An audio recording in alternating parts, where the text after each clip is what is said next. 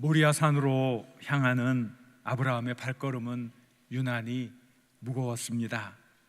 평생 이토록 거북한 발걸음을 옮겼던 적은 없었습니다. 귓가에는 온갖 들꽃들이 만발하여 아름다움을 뽐내고 있었지만 아브라함의 눈동자엔 핏기가 어렸습니다. 눈앞에 펼쳐진 자연은 어제의 그 아름다운 자연이요, 높고 푸른 하늘도 어제의 그 아름다운 하늘이건만 아브라함에게는 온통 잿빛으로 보였습니다. 그의 가슴이 이토록 아팠던 적이 없었습니다. 아니, 더 정확히 말하면 그의 믿음이 이토록 혼란스러웠던 적은 없었습니다. 그는 하나님을 만날 때 두려움이 있었고 또 한편으로는 기대감이 있었습니다. 언제나 실망하여 고개를 떨굴 때면 하나님이 찾아오셔서 그에게 용기를 주고 위로를 주고 힘을 주었기에 이번에도 하나님께서 내게 무슨 복을 주실까, 무슨 말씀을 하실까 한껏 기대하며 만났었는데 도대체 이게 무슨 말씀이란 말입니까? 아니, 100세 귀하게 얻은 아들 이삭을 하나님께 번제의 제물로 불태워 바치라니요. 자신의 귀를 의심했습니다. 도대체 이런 일이 있을 수 있을까 생각하고 또 생각했습니다. 아니, 하나님이 내게 하신 이 말씀이 정말 하나님의 말씀인가 아닌가? 한 번도 실망시키지 않았던 하나님, 늘 실망한 자신에게 찾아와 용기를 북돋워 주셨던 하나님의 말씀을 익숙했었는데 도대체 이게 무슨 뜻이란 말인가? 너무나 아브라함은 어리둥절했습니다. 아브라함은 하나님께서 지시하신 산으로 출발은 했지만 그의 발걸음은 믿음과 의혹이 교차하는 고통의 발걸음이었습니다. 하나님이 명령하셨으니 순종해야지 하고 한 걸음을 내디디면 또 한 걸음은 그럴 리가 없어, 하나님이 내 아들을 바치라니, 100세에 얻은 아들을 번제물로 바치라니 그럴 수가 없어. 한 걸음은 불신과 의혹의 발걸음이었습니다. 한 걸음 한 걸음이 그렇게 고통스럽고 힘든지 몰랐습니다. 그런데 자신이 번제의 희생물이 된다는 사실도 모른 채 하나님께 예배 드리러 간다는 말에 마냥 즐거워서 신기한 풀벌레를 쫓다가 다시 아브라함에게 돌아오는 아들 이삭을 보니 아브라함의 고통은 말로 표현할 수가 없었습니다. 한 걸음 한 걸음 발걸음을 옮길 때마다 아브라함의 마음속에선 정말이십니까? 하나님, 이 말씀을 하신 분이 정말 하나님 당신이십니까? 정말 내 아들을 바치란 말입니까? 나의 자손이 바닷가의 모래처럼 밤하늘의 뭇별처럼 번성하리라 약속하신 그 하나님이 내 아들을 바치라 하셨나이까? 그의 물음이 점점 그의 내면에서 메아리 쳤습니다. 그는 100년 넘게 하나님을 체험해 왔고 나름대로 하나님을 잘 안다고 했었는데 그 모든 나날들이 이 순간 너무나 허무하게 느껴졌습니다. 마지막 순간에 자신을 배신하는 그런 하나님으로 느껴졌던 거지요. 불현듯 과거 하나님과 함께 했던 수많은 사건들이 떠올랐습니다. 아주 젊을 때에 하나님이 그를 찾아와 그를 불러주셨습니다. 너는 너의 고향과 친척과 아버지의 집을 떠나 내가 네게 보여줄 땅으로 가라. 내가 너로 큰 민족을 이루고 네게 복을 주어 내 이름을 창대하게 하리니 너는 복이 될지라. 이 말씀을 들었을 때 두근두근 떨리는 마음이었죠. 하나님의 말씀에 순종해서 가면 분명히 복의 근원이 될 거야. 하지만 또 한편으로는 두려움이 엄습했습니다. 아니, 이렇게 찬란한 문명의 요람인 바벨론 왕국을 떠나서 어디로 간단 말인가? 그렇게 가는 여행은 지도 한 장 없이 어디로 가야 하는 여행은 위험천만한 모험이요, 목숨을 담보해야 하는 어려운 길이었습니다. 그래도 아브라함은 하나님의 말씀에 의지하여 어려운 발걸음을 옮겼습니다. 참 놀랍게도 그 한 걸음 한 걸음 옮길 때마다 새로운 장면이 펼쳐지고 새로운 은혜가 넘치고 새로운 하나님의 보호하심을 체험할 수 있었습니다. 언젠가 아브라함은 기근을 피하기 위해서 풍요로운 이집트 땅으로 내려가게 되었습니다. 그런데 한 가지 문제가 있었습니다. 그 문제가 뭐냐면 아브라함의 아내 사라가 너무 어여뻤습니다. 이 예쁜 아내를 데리고 다니는 남편은 항상 한편으로는 불안했지요. 누구든지 힘 있는 자가 나타나서 자신을 죽이고 아내를 차지할까 봐 무척 겁이 난 아브라함은 어느 날 사라를 불러 이야기합니다. 여보, 나한테 이제 여보, 당신 이렇게 부르지 마. 오빠 이렇게 불러. 오빠 이렇게 부르라고 그랬어요.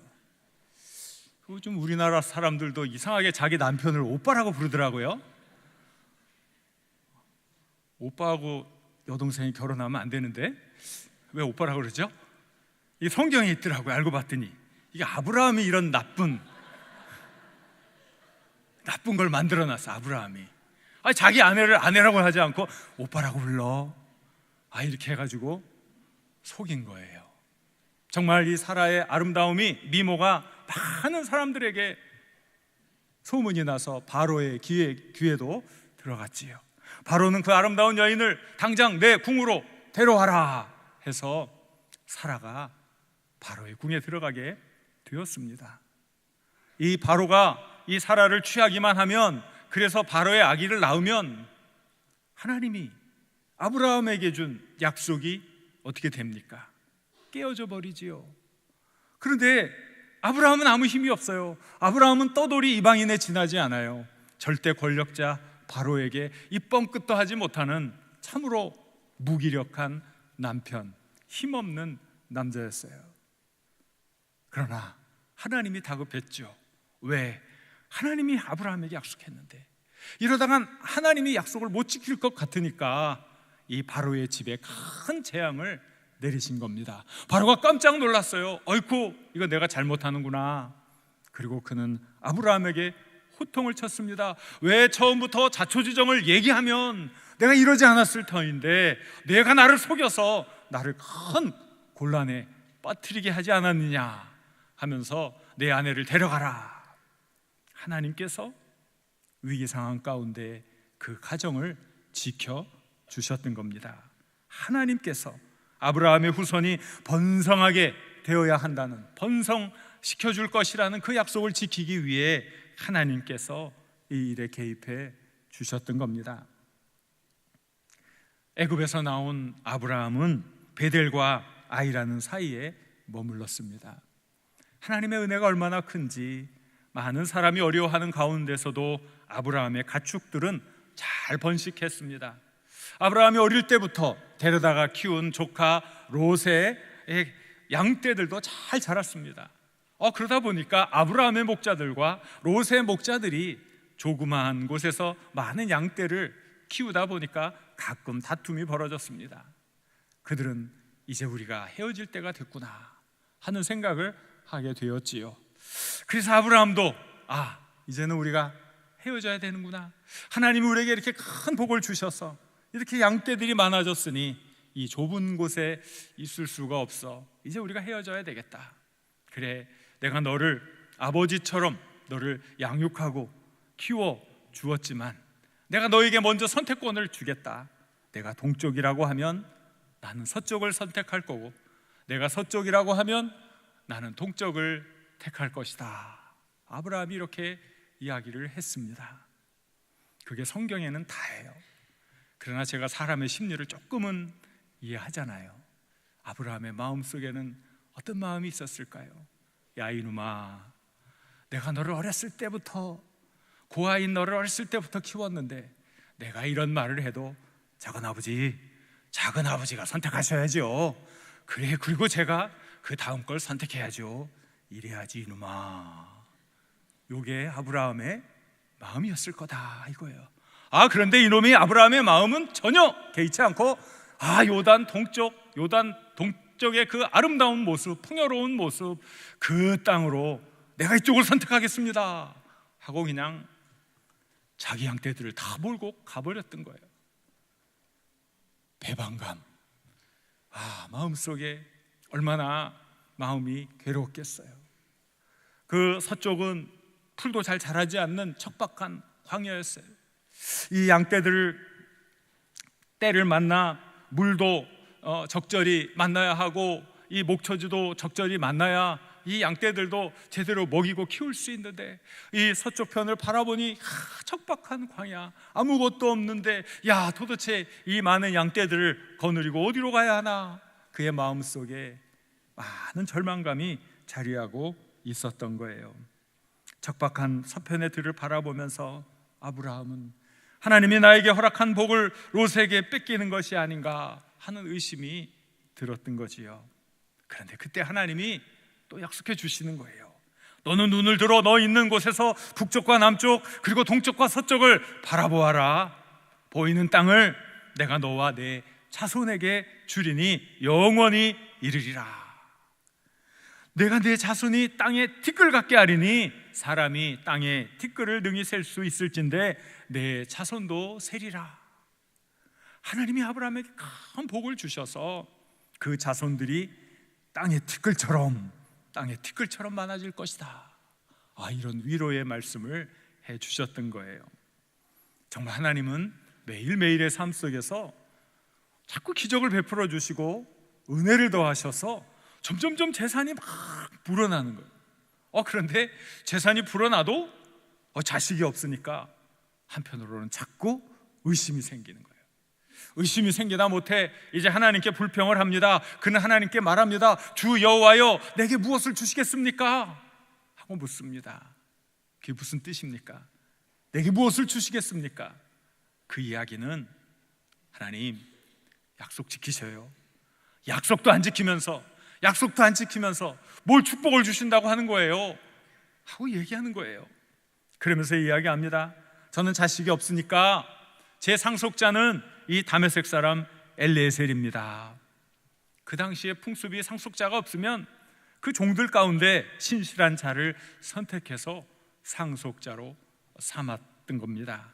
아마 자포자기에 빠진 이 아브라함은 그렇게 하나님께 이야기를 한 겁니다. 투덜거린 거지요. 투정을 부린 거지요. 그때 하나님이 또 나타나셔서 그를 위로해 주는 거예요. 그는 내 상속자가 아니다. 내 몸에서 날짜가 내 상속자가 될 거다. 그러면서 그를 낳으라 하는 거예요.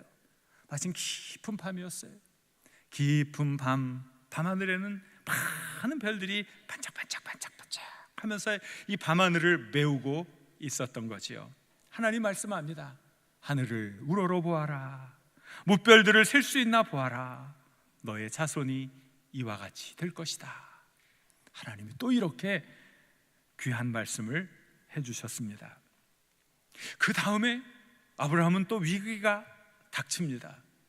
근데 이 위기는 조금 약간 교묘하다고나 할까요? 약간 좀 어려운 그런 일이에요. 그게 뭐냐면 그 당시에는 또 그런 풍습이 있는데, 여주인이 아기를 낳지 못하면 여주인의 몸종이 아기를 낳아주고 그 아기를 여주인이 키워서 이게 내 아들이다 하는 그런 풍습이 있었던 거예요. 그러니까 사라가 자기의 몸종 하가를 아브라함에게 들여보내서 아브라함을 통해 아들을 낳게 한 것이지요. 몸종을 통해 낳은 아들, 그 아들의 이름이 이스마엘이란 말이죠. 자, 이제 아브라함의 이 계보가 이제 이스마엘을 통해 이제 가게 되었던 거예요. 아브라함은 기력이 쇠할 대로 쇠한 100세의 도구였어요. 사라는 불임의 나이를 훨씬 넘긴 90세의 할머니였습니다. 그러니 그들 마음속에 이 모든 것이 끝났나 보다, 그런 마음이 있었죠. 그때 하나님이 너 이름을 바꿔야겠다. 너는 이제 아브라함이야. 여러 민족의 아버지다. 너 사라의 이름도 바꿔야겠다. 사라라고 바꿔라. 그것은 많은 여러 나라, 여러 민족의 어머니다. 이렇게 이름을 바꾸라고 한 거예요. 그 이름을 쓰면서도 들으면서도 믿겨지지가 않으니까 속으로 헛웃음을 치는 거예요. 그러면서 이야기하는 거예요. 아이고, 100세 된 사람이 어떻게 아들을 낳을 수 있습니까? 이렇게 이야기하면서 하나님 앞에 적절한 차선책을 내놓는 거지요. 아이고, 저도 인생 살 만큼 살았습니다. 저도요, 현실적인 감각이 있고 판단 능력이 있습니다. 그러니 이스마엘이나 하나님 앞에서 잘 살기를 원합니다. 현실적인 판단을 하고 자기 스스로 이스마엘이나 잘 살기를 원합니다. 이렇게 하나님 앞에 이야기했어요. 그때 하나님이 말씀하시죠. 내 아내 사라가 내게 아들을 낳으리니 너는 그의 이름을 이삭이라 하라. 내가 그와 내 언약을 세우리니 그의 후손에게 영원한 언약이 되리라. 그리고 그 말씀을 주신 다음에 얼마 지나지 않아서 기적같이 사라를 통해 아들이 태어났습니다. 그 아들이 이삭이었어요. 정말 이 아브라함의 기쁨은 말로 표현할 수가 없었습니다. 아니, 정말 그 아브라함이 이삭을 얻고 나서야 비로소 하나님께서 자기의 인생의 고비고비마다 찾아오셔서 위로해 주시고 격려해 주시고 그 아들을 줄게, 너를 통해 많은 후손들이 번성할 거야 하고 약속해 주신 것이 이해가 되는 것 같았습니다. 사실 그동안 물질적으로는 이미 하나님으로부터 많은 복을 얻어서 남부럽지 않았습니다. 그렇게 거부가 되었지만 아들이 없는 그에게는 이 재물은 아무런 낙도 주지 못했습니다. 그런데 이삭을 낳고 나니까 세상이 다르게 보이는 거예요. 아이고, 이제까지 내가 좀 잘못 살았나 보다. 세상을 바라보는 관점이 달라집니다. 세상을 바라보는 관점이 넉넉해지고 여유로워지고 다른 사람을 향한 마음도 넓어지는 것 같습니다. 그의 삶에 놀라운 변화가 이루어진 것 같죠.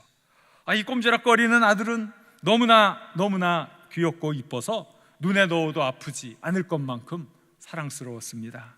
이삭이 자라가는 동안 아브라함 마음에 흡족함이 있어요. 이제 하나님의 약속이 이루어졌구나. 하나님의 약속이 다 이루어졌구나. 자신만큼 행복한 사람이 없다고 생각했던 거예요. 그런데 이게 웬 날벼락입니까? 이렇게 뒤통수를 쳐도 어떻게 이렇게 뒤통수를 칩니까? 잘 나가다가 그 마지막에 이렇게 뒤통수를 치는 법이 어디 있습니까?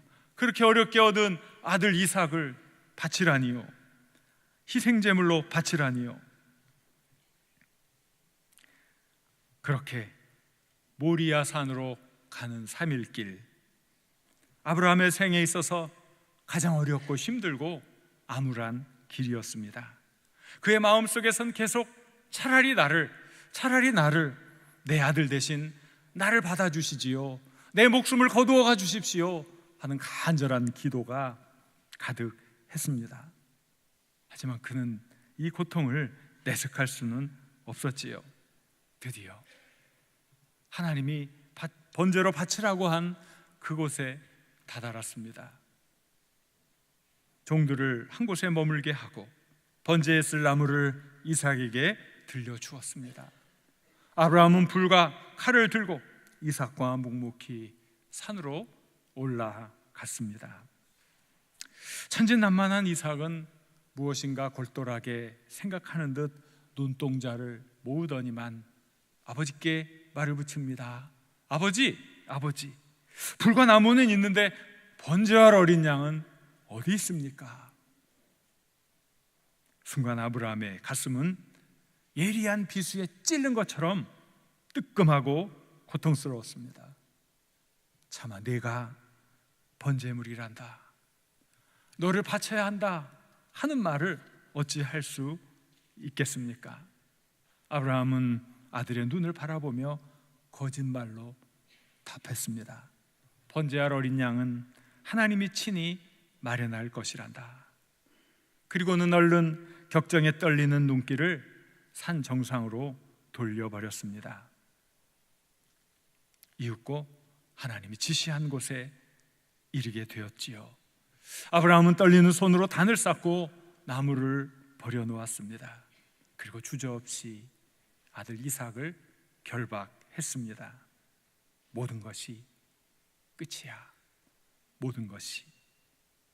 한순간이면 이삭은 죽을 것이고, 그러면 자신도 죽음보다 더 깊은 절망의 시면을 헤매겠지. 죽음보다 더 무거운 절망 속을 헤매고 다니겠지. 사라는 충격으로 더 살지도 못할 것이고, 우리 가정이 이렇게 한순간에 허물어지는구나. 더 이상 아브라함은 생각을 이어갈 수 없었습니다. 굳게 결심을 하고 칼을 들어 내치려는 순간 절박한 음성이 하늘로부터 들려왔습니다. 아브라함아, 아브라함아. 아브라함의 칼을 막지 못하면 하나님의 약속은 물거품이 되는 것이기에 이제는 하나님이 다급해지셨습니다. 하나님의 천사가 하나님의 뜻을 전했습니다. 그 아이에게 손대지 마라. 그 아이에게 아무 일도 하지 마라. 내가 너의 외아들까지도 나에게 아끼지 아니하니 내가 하나님 두려워하는 것을 내가 이제 알았다. 위기의 순간이 지나가고 뿔이 수풀에 걸린 순양 한 마리가 보였습니다. 아브라함은 그 양을 잡아 아들 대신 번제로 드렸습니다. 그리고 아브라함은 그곳에 이름을 붙였지요. 여호와 이레. 우리 하나님이 예비해 놓으셨다. 우리 하나님이 준비해 놓으셨다. 여호와의 산에서 준비되리라고 했습니다. 그는 미리 계획하시고 준비해 주신 하나님을 만났던 것입니다.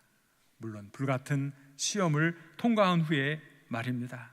하나님은 다시금 그에게 복을 약속해 주셨습니다. 내게 복을 주고 내 씨로 하늘의 별과 같고 바닷가에 모래 같게 하리라. 사랑하는 교우 여러분, 이것이 오늘 우리들 말씀의 배경과 내용입니다. 그저 쉽게 이해하고 지나갈 수 없는 고통과 어려움과 참된 신앙이 무엇인지를 깊이 있게 돌아보게 하는 내용입니다. 그리고 우리들이 겪고 있는 고통, 그리고 하나님께 순종한다는 것이 어떤 의미인지를 다시금 되새기게 하는 내용입니다. 우리들이 살아가면서 많은 어려움을 겪기도 합니다. 신앙생활을 하면서 남에게 본이 되어야 하는데 그렇게 되지는 않고 더 큰 어려움에 빠져듭니다. 우리가 바라는 것들은 자꾸만 멀어져 가고 시련과 아픔과 고통과 실패에 이런 것들만 쌓이는 듯 합니다. 그럴 때 우리는 낙담할 수도 있고 좌절할 수도 있습니다. 하지만 그럴수록 우리는 여호와 이레의 하나님을 바라보아야 합니다. 왜 그럽니까? 우리의 필요를 채워주시기 위해서 기다리고 계신, 준비하고 계신 그 하나님을 만나면 우리의 필요가 채워지기 때문입니다. 우리의 필요를 충분히 채워주시는 그 하나님을 바라보시길 바랍니다. 시험의 한 고비를 넘어서 하나님께 한 걸음 더 다가오기를 간절히 기다리시는 그 하나님을 바라보아야 할 것입니다. 여호와 이레의 하나님은 우리에게 복을 주시기를 원하십니다. 하늘의 신비를 가르쳐 주시길 원하십니다. 그리고 측량할 수 없는 은혜를 주시길 원하십니다. 그 고비를 넘어오기를 우리보다 더 간절히 기다리고 계십니다. 아브라함은 이 사건을 통해 새로운 하나님을 만났을 것입니다. 100살까지, 그 이전까지 그가 만났던 하나님은 어떤 분이었습니까? 언제든지 그의 필요를 채워주고 그를 보호해 주었던 마냥 그에게는 우호적인 그런 분이었죠. 하지만 여호와 이레의 하나님을 만났을 때 하나님은 내가 감당할 수 없는 엄청난 명령도 내릴 뿐이고 내가 이해할 수 없는 많은 것도 요구할 수 있는 절대자 하나님이라는 사실을 깨닫게 됩니다. 그리고 내가 이해할 수 없고 내 경험으로 받아들일 수 없는 그런 일일지라도 내가 하나님의 말씀에 순종하여 나아갈 때 하나님은 또 다른 세계를 준비하고 계신다는 사실을 깨닫게 되었던 겁니다. 그의 신앙은 이 사건을 통해 몹시 깊어졌을 겁니다. 우리들도 이 여호와 이레의 체험을 통해 정말 우리의 신앙이 깊어져야 합니다. 그저 우리의 필요를 채우기에 급급해서 하나님 아버지, 하나님 아버지, 내게 이것 해주십시오, 저것 해주십시오 하는 유치한 신앙인에서 벗어나 내가 감당할 수 없는 것까지 믿음으로 감당할 수 있는 신앙인, 내가 도저히 용납할 수 없는 것까지 믿음으로 지고 나갈 수 있는 신앙인, 그 신앙인이 되어 여호와 이레의 축복을 누려야 할 줄로 믿습니다. 이 귀한 체험을 하기에 앞서 우리들이 정말 깊이 있게 생각해야 할 것, 그게 무엇입니까? 아브라함은 뼈를 깎는 아픔을 감수하면서 끝까지 순종했다는 사실입니다. 우리들도 우리의 삶 속에서 이런 구체적인 순종이 있어야 할 것입니다. 아브라함이 모리아산까지 갔던 그 한 걸음 한 걸음이 우리의 일상의 삶의 한 걸음 한 걸음입니다. 오늘 우리가 하는 생각, 오늘 우리가 하는 행동, 오늘 우리가 하는 모든 일들이 한 걸음 한 걸음 모리아산으로 가는 길이라는 사실을 기억하시길 바랍니다. 또 우리는 이 여호와 이레 하나님과 관련해서 매우 중요한 사실을 기억해야만 합니다. 그런데 너무 쉽게 잊고 있고 생각하지 않는 너무나 중요한 부분이 있습니다. 그 부분이 무엇일까요? 아브라함이 모리아 산까지 가며 느꼈던 심리 상태를 아마 하나님 한 분만이 완벽하게 이해하실 수 있었을 것입니다. 왜 오직 하나님만 그 아브라함의 마음을 이해할 수 있었을까요? 독생자 예수를 골고다의 고통 속에서 우리 죄 때문에 죽게 하신 하나님, 낮고 천한 인간들의 비웃음과 침뱉음을 당하는 고통 속의 예수님을 하나님은 더 큰 고통으로 지켜보셨습니다. 바로 그 모리아 산에서 하나님은 우리가 영벌을 받는 것을 막으시려고 독생자 예수를 희생제물로 삼는 십자가를 계획하셨던 것입니다. 100세에 낳은 아들을 내어주는 아브라함의 아픔은 여호와 이레의 기쁨, 여호와 이레의 반전으로 바뀌었지만 하나님은 끝끝내 자신의 독생자 예수를 죽음의 문턱에서 되살리지 않으셨습니다. 아브라함과 우리에게는 여호와 이레의 기적과 감격을 주셨지만 하나님 자신에게는 여호와 이레가 없었습니다. 고통만이 있었습니다. 죽음뿐이었습니다. 왜? 전능하신 하나님, 그 하나님은 여호와 이레의 반전을 사용하지 않고 고통을 감수하며 아들을 십자가에서 죽게 했습니까? 바로 나 때문이지요. 저의 죄 때문이지요. 우리를 용서하기 위함이지요. 우리를 영원토록 살기 위해서 그 예수님을 죽게 하신 것이지요. 그러기에 골고다의 십자가는 우리에 대한 하나님의 최고의 사랑이었지만 동시에 사랑하는 아들을 죽음에 내어주는 아버지의 최악의 비극이었습니다. 이번 주간은 예수 그리스도의 고난을 깊이 묵상하는 고난 주간입니다. 사랑하는 아들을 죽음에 넘겨주는 아버지의 안타까운 마음, 아버지의 뜻에 반응하지 않고 기꺼이 희생을 선택한 아들의 마음, 그 마음들을 우리 마음으로 느끼는 주간입니다. 우리를 향한 하나님의 사랑이 얼마나 큰지, 우리 때문에 우리 주님이 당하신 희생이 얼마나 큰지 우리의 마음으로 느끼는 그런 시간이 되어야 할 것입니다. 예수님은 그렇게 우리를 위해 죽으셨지만 여전히 우리에게 이 여호와 이레는 반전의 축복입니다. 여전히 우리에게는 이 은혜를 누리도록 하나님이 계획해 놓으셨습니다.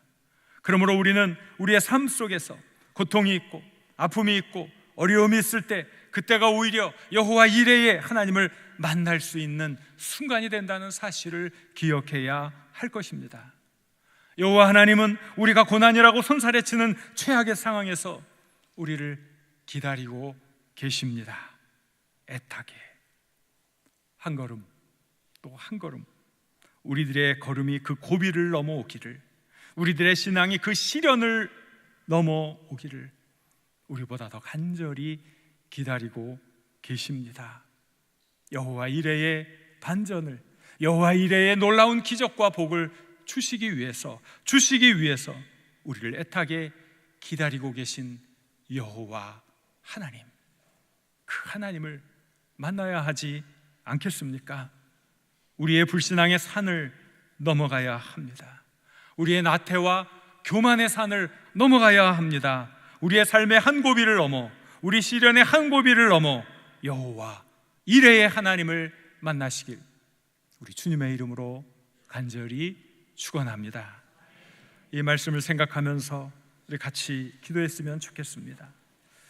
우리를 위해 목숨을 바치신 예수 그리스도의 사랑, 그 사랑을 절절히 느끼는 고난주간 되게 하시고 조금이라도 하나님께 기쁨이 되는 은혜의 삶을 살게 하여 주옵소서. 우리 주여 한번 부르고 간절히 기도합니다. 주여